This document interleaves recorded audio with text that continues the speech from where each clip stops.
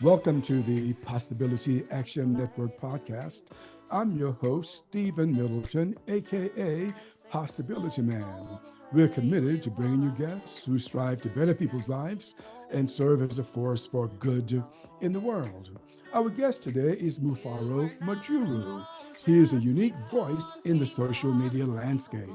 He is the host of Heliopolis Radio, a podcast that offers a fresh take on a diverse range of topics. Originating from Zimbabwe, but now lives in South Africa, his vlogs, unique insights, and the intriguing guests he features on his show are bound to pique the interest of many. Mufaro, welcome to the show today. Hey, Stephen. Thank you so much for having me on. It's Stephen or Stefan. I just always struggle with Stephen pronunciation. is cool. Stephen is it. That's right. Thanks Stephen for is asking. But it. yeah, you got it. No, I Hey, always. look, I saw you on social media and I said, I want to talk to this young man and see what he's up to. But I want to get into that in a moment. But first, I want to remind our listeners and our viewers follow, like, and share this podcast wherever you find it. If you find the content here of value, your support matters. Get the word out. So, Mufaro, yes, I saw you on social media somewhere, and there was enough about you to say, something, this guy is someone that you don't want to overlook. So I know that you are an up and coming uh, podcast host and like. So look, the things I want to talk to you about are all from your wheelhouse, all from where you live, from where you share. The very first question out the gate, Mufaro, is Heliopolis. How did you come to choose that name for your podcast? Um, that's always an interesting one. I've always been keen on just taking inspirations from different cultural establishments. So Egypt, I found it interesting how they built their temples and their infrastructure.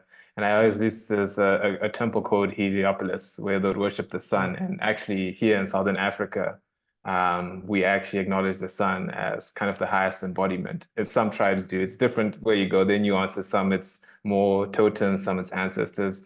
But the core essence is the celestial bodies. And so I tried to find something that kind of aligned with our cultural inspiration towards Mhm. honoring the sun. And I guess the Temple of the Sun in Egypt, the name was cool, Heliopolis. I just said, why not mix the two together? And that's how I kind of came up with it, I guess. Yeah, I think that's great. I think it works. I wish I had thought of it, Heliopolis.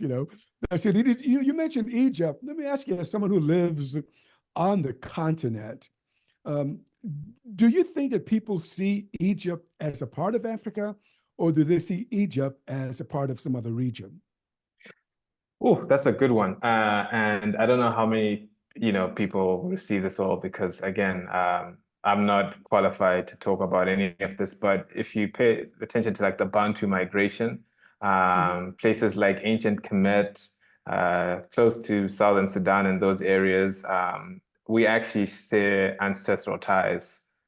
So our African blueprint is really strongly connected to that. And I now know the racial representation in Egypt today doesn't kind of look that way. But there are cases of infrastructure that actually indicate, at least even for us Zimbabweans, if you look at us, we actually came from northeast.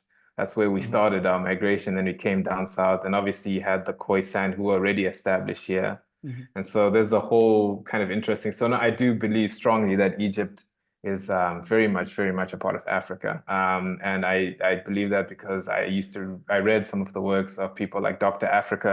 I don't know if you've heard of Mhm. him, Dr. Layla Mhm. Africa. He basically did his initiation or his studying of the African origin all the way back to Egypt, Yeah. ancient Egypt. So yeah, no, I do strongly believe Egypt is Mhm. part of Africa. It's Yeah. not separate. Yeah, I know you kind of backed off a little bit. You said, you don't want to be an expert on this. I realize that. But look, if you look at the continent geographically, though, and if you look at the boundaries of the continent, isn't it obvious that Egypt is a part of Africa? Politically, you have to be politically correct because obviously the people that may live there may not, so you always have to be mindful of how people view things. Yeah, yeah, And I yeah. agree with the geographical positioning obviously warrants that, but it's a sensitive topic for some people. I mean, Yeah, yeah, they I don't want to understand. be associated with it. Yeah, well, that's their problem. But anyway, but let me go on. Now you live in South Africa now. Well, I know that you were born in Zimbabwe, the former Rhodesia, for those of you who are old school. Um, when did you leave Rhodesia, Zimbabwe? Zimbabwe.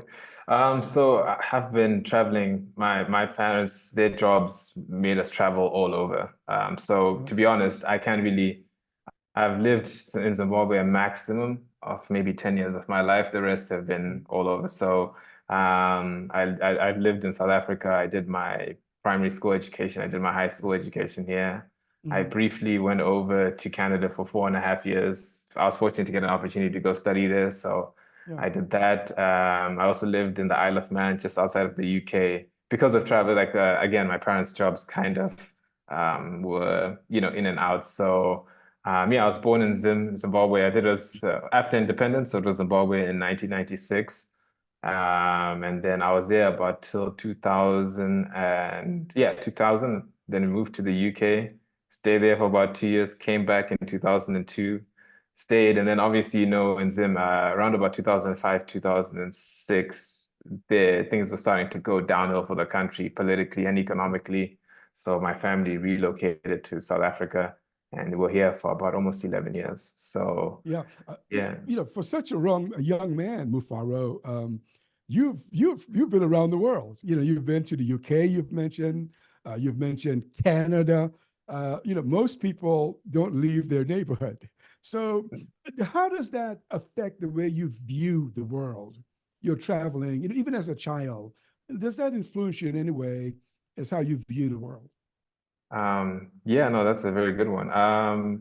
It's interesting because it's a double-edged sword. While I really Mm, am very grateful for the opportunity to have been able to be exposed to different cultures, different people, I think what that does is it makes you less of a judgmental person in terms of society. You learn to view things with an open mind and more importantly, kind of an open heart. It's really important so that to be able to associate with someone who's not from where you're from, you need to find that middle point. And I always find that having had to move so much in order to adapt and to make friends constantly and lose friends constantly, you have to kind of open up your mind. You have to learn new things. You have to study, not study, that sounds the wrong way. You have to really appreciate how different people live wherever you are. And one thing I've always noticed is that there are a few fundamental things that kind of stand true, that family is kind of the core essence.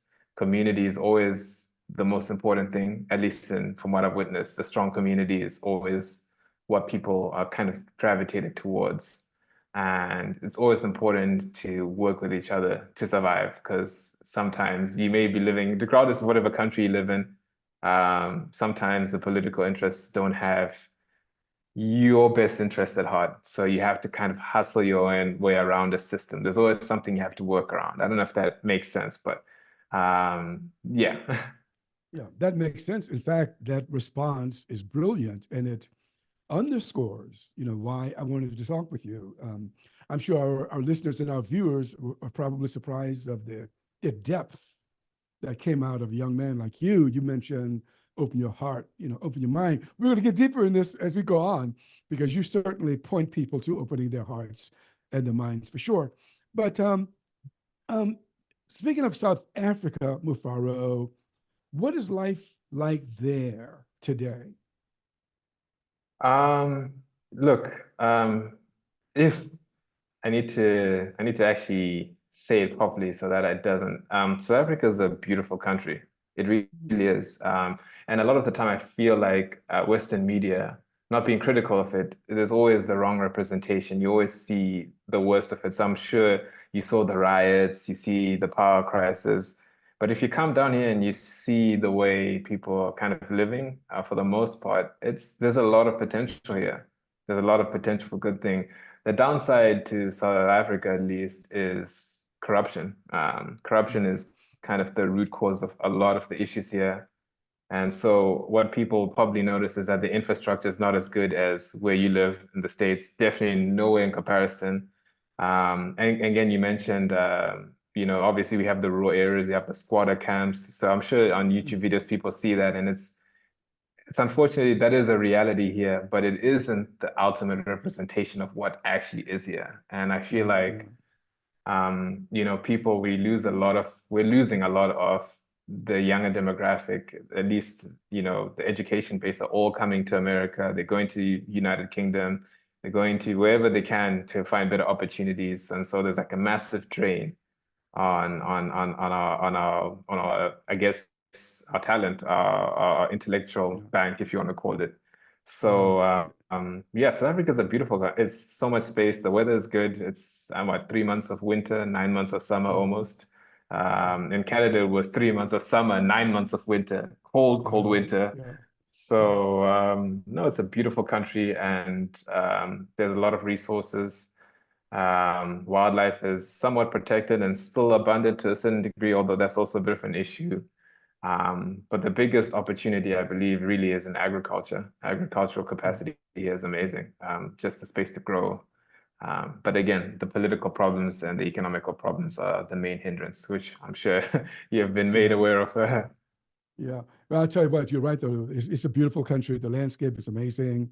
I've traveled from Cape Town to Johannesburg and elsewhere in South Africa. Let's hope that in the years to come, that we can reduce some of the corruption, which exists throughout the world, actually, not only in South Africa and other African countries. But let me ask you one last thing about South Africa. I was there back, I don't know, about 2015. And the townships, schools Oh, that I yeah. visited, it really kind of hurt, my heart to see Mm. that. So are they still there? And, because Yeah. some of the schoolmasters said, that some of these children, get their first meal when they come to school. And Mm. even though the township schools were not that impressive. Are they still there? Do you have any observations that you can share with us about them? Yeah, and look, I don't want to undersell the country. I don't want to, it's a beautiful country, but I guess you have to call a spade a spade. And it's probably actually worse now than you were before you. Yeah, it's probably much, much Mm, worse. Obviously, a whole lot of things have affected the country. COVID happened, the economy kind of took a downturn, and there were already problems prior, and those problems have kind of spiraled into what we have now. So the townships are still there, the living conditions aren't good. Education, um, yeah, I mean, the rate of employment after, high school education is so low, people aren't inclined to actually really, there's really very little incentive in order to, for students to actually gain any benefit from mm. actually attending school or anything like that. So unfortunately, it's there. It's bad. It's bad, and I'm sure you've seen. You went to Cape Town. There's like a stark contrast. You have the very wealthy suburbs, and then That's right. you Oh have my you have gosh. yeah, and Yeah. Yeah, it's it's the a contrast is just out of this world. You're right about it. I remember having dinner at a medical surgeon's house. And my God, it was like being at an estate, a compound, you know what I mean? But then seeing the rest, or going to the malls, the abundance that are there. But then you go elsewhere, it's just the contrast is just amazing. But okay, that's it on South Africa for now. But I'm confident that going forward, hopefully, the leaders will do better with it. Look, the topics that you talk about, really caught my attention. And let's do the broad one first. Emotional wellness, let's say health and wellness. And then let's look at it globally. What attracted you to health and wellness? That is, I asked myself, why is this young man talking about health, the health of the body, ways to make the body healthier, and then the mind, our emotional well-being? What attracted you to those topics? yes, that's so I have always, had a history of being sick and ill. My body is just, in general, wasn't as strong as everyone else's. So I guess I got to a point where I was just really fed up. I still am to this day. So I just said I'm going to pay as much attention to keeping the body healthy as soberly as possible, knowing that we are, mortality is a thing and there's Yeah. some things that are unavoidable. So that was the first component. But the mental side, I just feel like a lot of the experiences, without going into detail, that have transpired in my life has made it very, very clear. that mental health is paramount in everything, because it's Mm, how you handle life at the end of the day. A lot of that what we do, or a lot of what happens to us, is beyond our control. But the one thing that at least we can take hold of is our mind.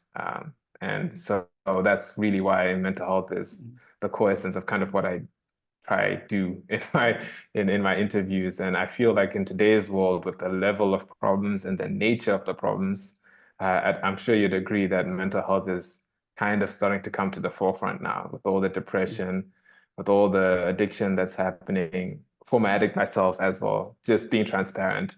yeah, So yeah, those it's a very it's a big thing for me. yeah. I mean, it's clear that that it's a subject that's close to your heart for Ah, sure. definitely. Yeah, and I like that about you. But you know something, it made me think, Mufaro, about the world and about humans. Mm, So doesn't it suggest that humans, no matter where we are on the planet, are first and foremost most humans with human problems, human challenges? mm, What would you say? I mean, doesn't our emotional wellness suggest that? And because you're in South Africa, I'm in the United States, and we can talk to people. You talk to people all over the world just as I do. We all mm, got the same stuff, you know. mm. So what does that suggest to you about humanity, if anything? Uh, yeah, no, I think what it shows is one, collectively we experience life essentially the same way, just to varying degrees. And fundamentally, the one thing that we have in common is our mental way of processing it, how our mind, Yeah, we all have a mind. And in actual fact, I would like to, I know this is not really medically or scientifically valid, but I would like to believe that we actually, our minds are somehow collectively kind of somewhat connected in weird ways. And the reason I say this is because you can go to somewhere else in the world and have such a common ground with someone that has had a completely different upbringing, a yeah, completely, yet there's always something just in terms of how our mind processes things that brings us together. So I think mental health is fundamentally, not even mental health, but just the mind itself is fundamentally what really makes us human. It's what yeah. is, it's the thing. I don't know Yeah, if I that's answered right. your And question. yeah, no, you did, and you unloaded some things, and I'm going to probe a little later on. I don't want to get into it yet, but it's what I told my audience in the beginning is that I wanted to talk to you because of what I saw associated with you. But you said something that caught my attention. You said, the way we experience life, that is our experience of life. And is what did you mean by that? Let me ask it that way, because I think Uh, that's a profound statement that we humans experience life, you know, through our minds. What mhm. does that mean to you? And not to be too esoteric, because I like to Mm, maybe, a lot of these things kind of go out there, but really, if you break it down, everything is just processed into, like, I break it down into two things. It's our mind and our heart, mm, fundamentally, because the heart's what's keeping us alive. Our mind's what's processing everything through. I don't know, however you want to look at it, whatever lens. But I think those are the two things that are constant and that are actually yeah, taking in information and projecting it out. And that feedback is what I would like to call our experience of life, is the exchange of information happening at every moment, every second. mm, And there are only two mechanisms that are making sure yeah, that process is actually happening for us to yeah. be aware. I don't know if I worded it right, but No, you worded yeah. it perfectly. You worded it perfectly. I'm gonna once again, and I know because I was surprised to see this magnificent word surrounding you. So I don't want to pull it out yet, but I want to come back to what you've just said. But I was also pleased that you are interested in holistic medicine, holistic health. Let's put it that Mm, way, since neither one of us is a medical doctor. mm. Why do you, Mufaro, care about holistic health? Again, it comes back down to being ill so much and recognizing what has actually caused a lot of my dis-ease. Not, I don't want to use the Mm, word disease, but dis-ease. And I found that it's really just the lifestyle we live. And I'm Mm, not a doctor. Again, like I said, not medically, like you mentioned, not medically qualified, not.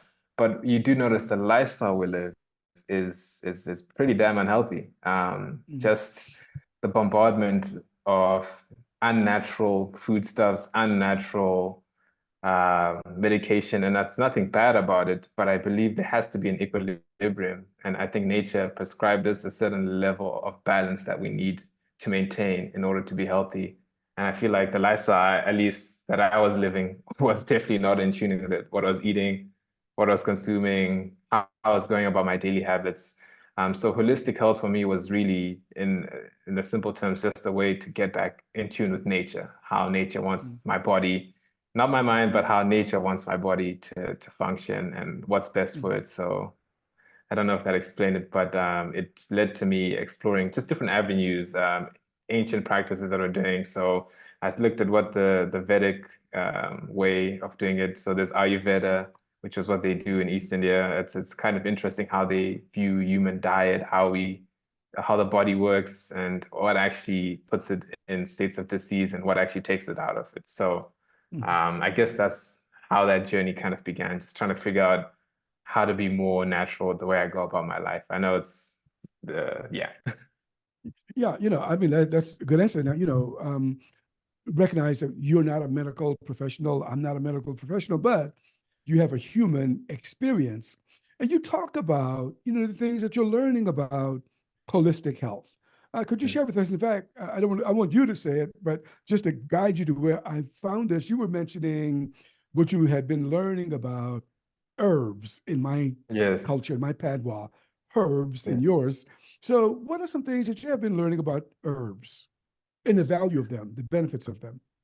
So yeah, I think herbs are something that our body can take in. So in terms of the text that you read, the one question is like, why should you take herbs and how do they help you? Well, they actually assimilate into your body much, much easier. It recognizes it. Mhm. What your body recognizes, it takes in very well. What it doesn't Yeah. recognize, it has to fight and then it has to, So yeah, no, I actually recommend if I can actually show it to you. There are quite a few Uh-huh. books, but there's this one right here with this nice African flag Uh-huh. called African All Holistic right. Health. It's Yes. specifically for the African uh, not community, but how Black people as a whole, how our physiology works. And Mhm. it's not necessarily racially segregating. It's just Mhm. mentioning some of the subtle nuances as to how this machine works for a Black person, how the machine works for a white person. Again, not distinguishing any superiority or inferiority, but more so how you can conveniently function with the body that Mhm. you've been given, obviously, in this life. And so, Yeah. yeah, that's kind of the kind of rundown where I get a lot of my information on Yeah. herbs and how they function. But again, I take information from everyone, anyone, regardless of race, religion, or Mhm. creed. I just read it all. So yeah, herbs have a different action. You have herbs and then you have roots.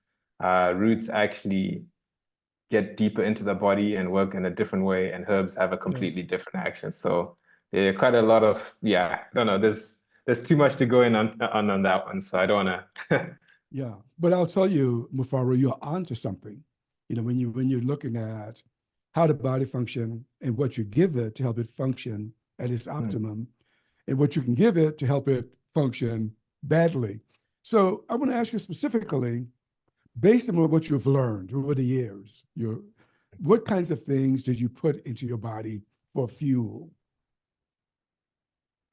So the biggest thing which was difficult for me was I come from a very strong meat eating family. Mhm. So people love their meat this side. I'm sure you came in, you've seen the barbecues this side are much, much, much, much bigger and Yeah. much more intense than Yeah, the I ones went to one of those things, but you all didn't call it barbecue. What we do you call all it call it? we call it a braai, a A braai bride. beer. That's right. I've Yeah. been to them, and something. I think I must have gained 15 pounds just in South Africa because of all of the meat that came my way. So yeah. So what Uh, kinds of things do you put in your body for nutrition and for fuel? So I'm a vegetarian. Okay. So yeah, I stopped eating meat. It's now been almost six years now. And the reason why was I kept on having terrible ulcers and indigestion, so I couldn't digest any food. I don't know why. I was sleeping and I'll be regurgitating food. I went to a doctor, I had a colonoscopy, I had an endoscopy done, and they just couldn't figure it out. They just kept on saying, it's just acid, it's acid. But it got to a point of discomfort that I just had to see if there were any alternative methods. So I went and I saw a Chinese medical practitioner, a traditional one, and he basically told me to stop eating meat because my body was not doing too well on it. It wasn't necessarily meat being the problem, it's meat Mhm. and my body. So that's a very important one. It's just understanding what your body needs and what it doesn't. So he said your body type and the state of your organs and everything, just stop eating meat. Obviously, I didn't listen to him. But then 6 months down the line, I just said, you know what, okay, I'm gonna make the change. Mhm. And here I am. So I predominantly eat a plant-based diet, little Mhm. dairy. Protein is always an issue, but I get those from legumes and nuts. Mhm. I also supplement vitamins B, 12.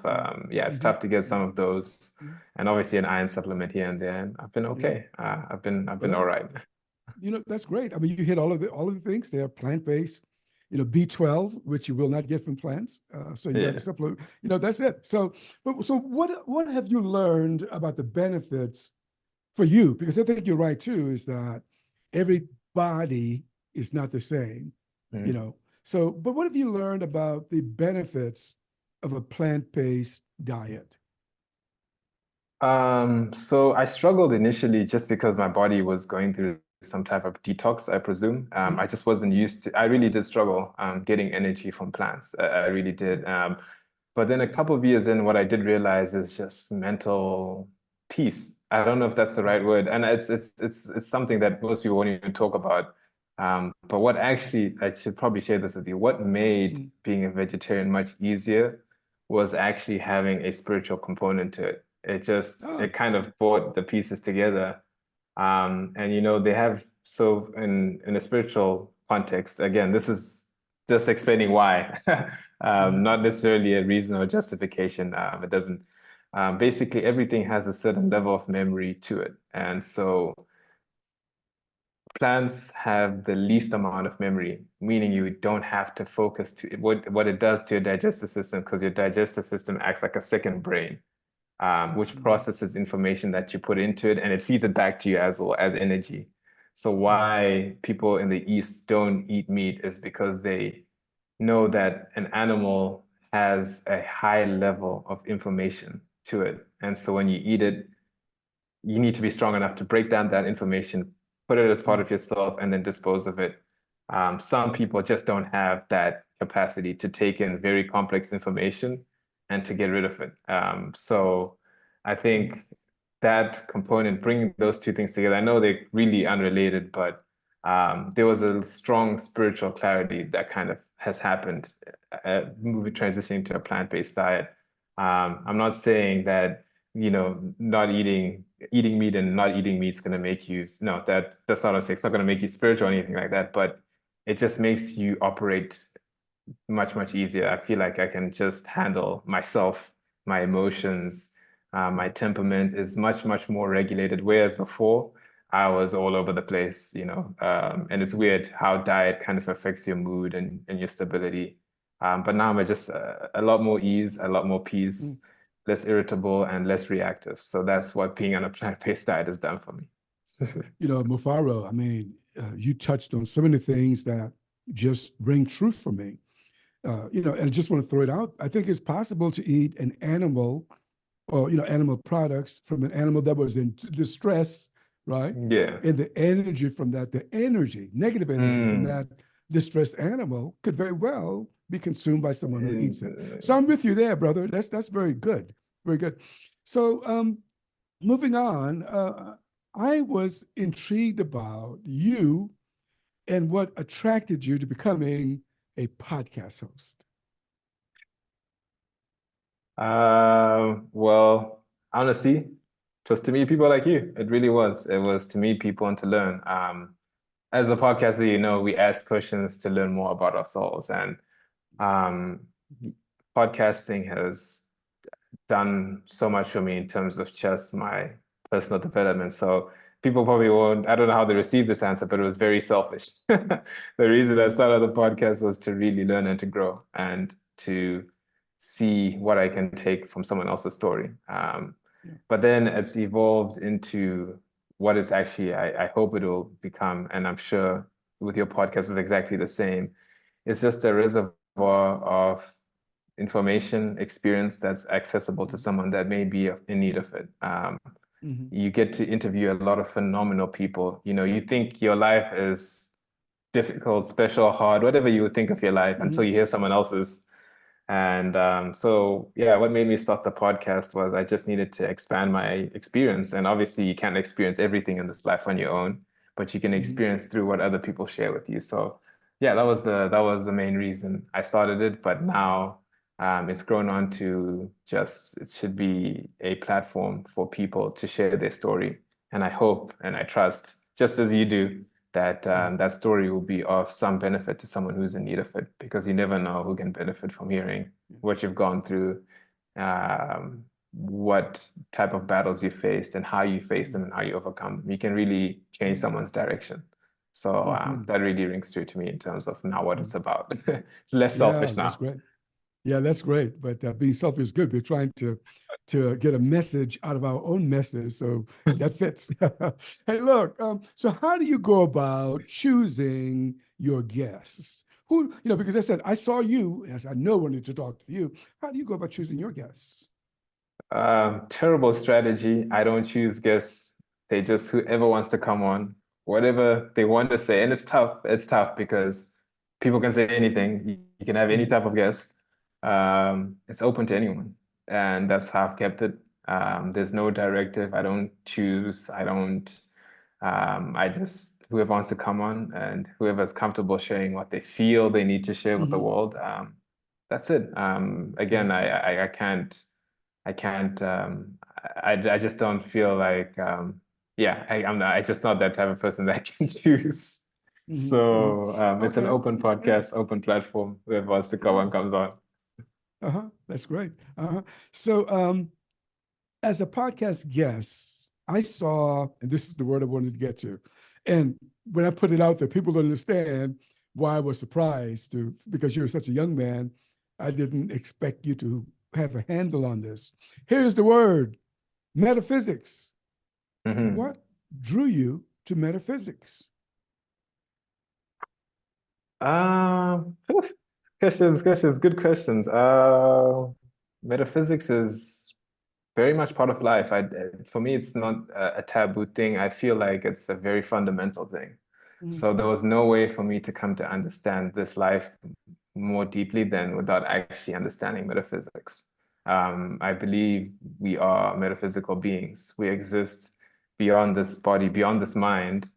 And I guess our Creator has deliberately created this creation for us to understand um, his essence, essentially. And so, what drew me to metaphysics was just a deeper I was seeking to understand myself more deeply and Mhm. why a lot of things had transpired in my life. Basically, you can call it soul searching if you want to say that. Mhm. So Mhm. it Mhm. kind of brought me to metaphysics, just looking to see, what exists beyond what we see every day. Yeah. Yeah, I'm with you there. I mean, I'm in the other spectrum of age. I'm an old man, you're a young man, but yet soul searching. That's I think that's pretty profound. So what does metaphysics mean to you? When you wrote that word, wherever I saw that word in connection with you, what does it mean to you? So anything that is subtle that influences our existence as it is without us being aware. Mm, Just basically what is conducting, I call it the song in the background that mm, we don't hear. That's really what metaphysics is to me, the information that is not really readily available to our senses, yet we're still connected to it without us actually knowing. So yeah. that's what it means. Yeah. Yeah, I got it. I love the way you said that too. But let me ask you something. So let's just start from this, let's call it a set point that there is a supreme intelligence Mhm. in the world. There's only one Let's start there. Why do Mhm. you suppose, you may laugh at me for asking you this, but I want to know what you think about this. Why do you suppose we have so many messes in the world? Political messes from governments, wars caused by governments, messes between individuals, between cultures. Gosh, whoa. I'm frequently faced with that question. There's really why so many messes. What do you think? Um, that's a very, very, very, and I believe I'd have to get a few more years on my age to be even able to give you a very honest answer. But um, I would say that we have not realized the true nature of supreme intelligence. Mm, I think what I read, and I've started to try explain things without being narcissistic through the mm, lens of myself, how I guess, evaluated myself. And I just say that, look, you always ask yourself why God has made such a mess of things, or not made such, but why he's allowed things to be where they are. But then I realized that 90% of everything that is troublesome is inherently coming from us. We have our own issues, we have our own inner instability. And the bigger problem that I find is how we're trying to fix someone's external mess and not handling our internal baggage mm, ourselves. And that mm, kind of perpetuates this cycle. I think we mm, were given, I think out of all the species on this planet, mm, humanity were given the gift of consciousness at a higher level than everyone else, not making us mm, superior, but we have the ability to handle much more complex problems without the need for assistance. mm, And I do believe that I had a teacher who was super mean, mm, super mean. I can never forget her. She was our Afrikaans teacher now, because it still rings true today. She said, God helps those who help themselves. And yeah. I believe that sometimes we burden the supreme intelligence with things that aren't necessarily meant to, they Mm, shouldn't be problems from a higher mm, perspective. And that takes a lot of maturity. That's a lot. And when I mean things that aren't problems, it could be the most painful thing to us, but in the mhm. eyes of whatever's above, it's like a drop of water. I don't Yeah. know if I Well, explained it like that. no, I think that was great. I think that was perfect. I mean, it's maybe the higher calling for humankind is to recognize that freedom comes from within. It cannot come from without. So, Hmm. and I don't know. I'm not gonna try to make more of it here because you're my guest today. Hey, look, I also loved your transparency when you opened your personal, you call them personal vlogs. And Yeah. for our listeners and our viewers who may not know what a vlog is, and that's V as in Victor, LOG, vlog is, what is a vlog? So vlogging is basically a documentation of your personal day-to-day life. So vloggers will always have a camera, they'll be recording themselves doing things or everything. And so I guess it's almost like a digital diary that you share with your audience. I actually haven't done one in a very long time. Mhm, I've been too busy but yeah, no, vlogging is just basically a personal video diary that you share with audience, and what they take from it, they take from it, and how they view it, how they view it. It's being quite raw. You have to kind of yeah. be very, very careful how you navigate that. Yeah, I just like the way you were transparent. I'm not sure if you'll recall, there are two vlogs that I want to, you know, Mhm. put, to you for you to talk about. And if you don't recall them, that's fine. But one that caught my attention was where you talked about balance. Do you recall sharing on that balance? Yes. Yeah, what were you trying to convey to us? So that was actually an interesting time. Yeah, I don't know, I think balance at that point was really just letting things be and not trying to control them. Mm, Returning to balance. And basically, I remember that vlog specifically, I was kind of frustrated with just things not happening my way. hmm And when you do things and you expect the results and they don't happen, it doesn't happen. And so that was basically where I was at in terms of that. And I realized that there's a cosmic balance to everything. Everything hmm happens in its own time. Whether it works in your favor or not is as frustrating as it is, it's not in your control, and you have to trust that whatever happens is shifting towards something Yeah. much more stable for you. So that's why I made that vlog. It was more so just encouraging anyone who's probably, I mean, I think everyone goes through a lot of that, just to remind them that, hey, sometimes this is just part of things, it's important for things to balance. Do you realize how profound that statement actually is, what you just said? Because what I Um, hear you say, what I hear you say was that even though a person may be going through a hard time, something may look bad, you really don't know, what this is going to turn into, because what may appear to be bad for you is actually good for you, but you don't see the end until you get there. No, thank you for that. I think I'm still in the process of experiencing that. But I do believe exactly in what you said. I do now believe in that. Well, you said it. You said it. I was simply Uh, summarizing what you said. no, and that's why I said that you mentioned that vlog. It was interesting because I'm still in it, but then I was really, really in it. I was really in the, Yeah, I guess you can call the low. yeah, And I was just going on about what I was just realizing, and I was saying, you know what, I'm gonna say this, and I'll look back at it at this later stage, and I'll be like, okay, this is what I was actually on. This was the trajectory. So that was the yeah, purpose. It's a look back, as an anchor yeah, point just to see. So yeah. yeah. Now think about this. I hope you don't mind me asking you this. How old are you? How old are you? 27. Okay, you're 27. I am 70 years of age. I heard something that came out of you and it caught my attention. What do you make of that? Um, I guess I'm grateful. Yes, I'm grateful that really I am. And I don't think I'll share with you because again, it's a podcast at the podcast. I'm always open and transparent. I just say stuff, I just say it. And again, you never really, Yeah, you never know the implications until a later stage or someone brings it up.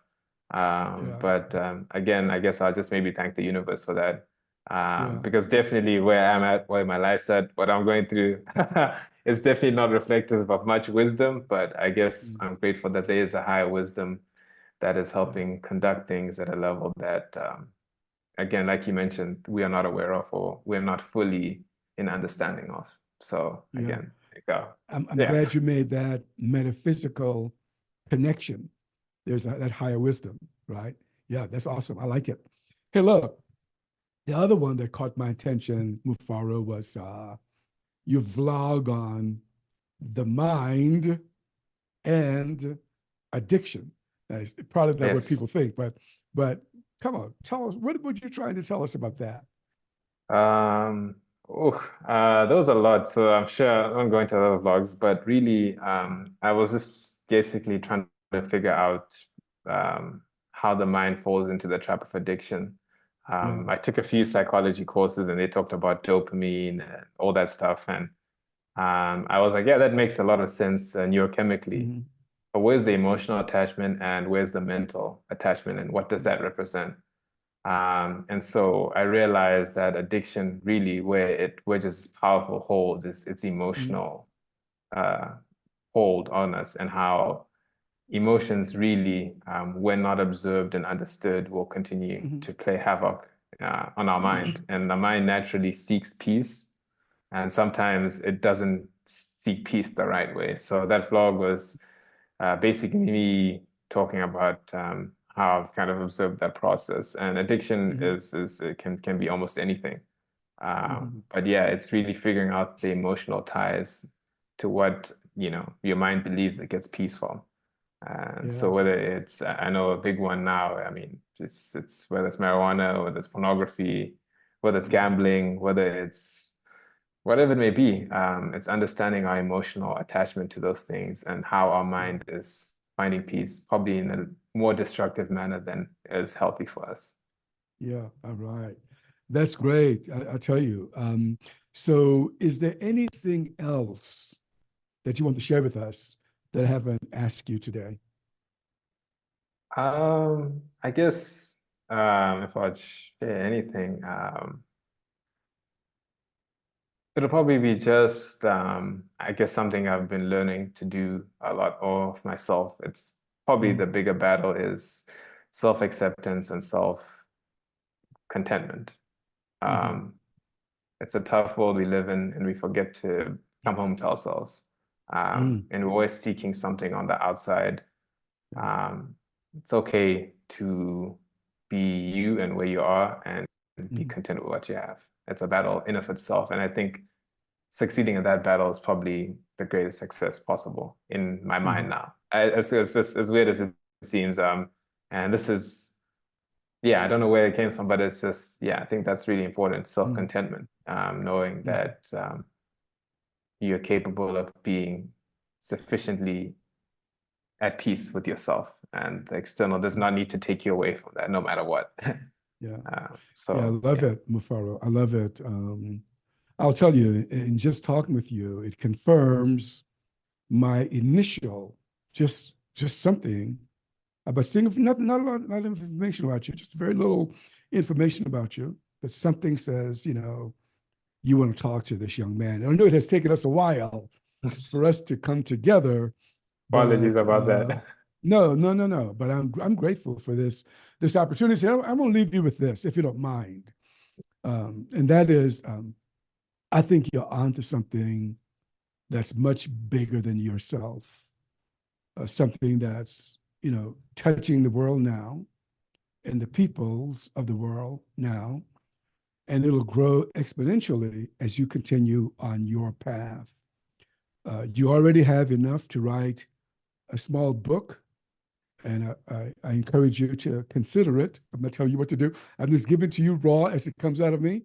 And the message is that you're on this path, and you're on the right path, and that you should keep going. Okay? Stephen, thank you so much. Again, it's been an honor to be on your podcast. It's my first ever podcast interview, so I'm really, truly thankful. And in terms of just moving forward, again, your wisdom and your good heart and your kindness, it really exudes through you. I'm truly, truly thankful for the wisdom and advice that you've given. It actually really means a lot. The words of encouragement.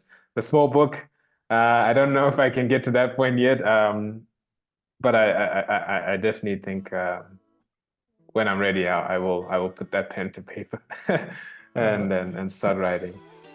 Sounds good. Well, thank you again. Well, you've been listening to the Possibility Action Network podcast. My guest today has been Mufaro Majuru. I'm your host, Stephen Middleton. Until next time, good day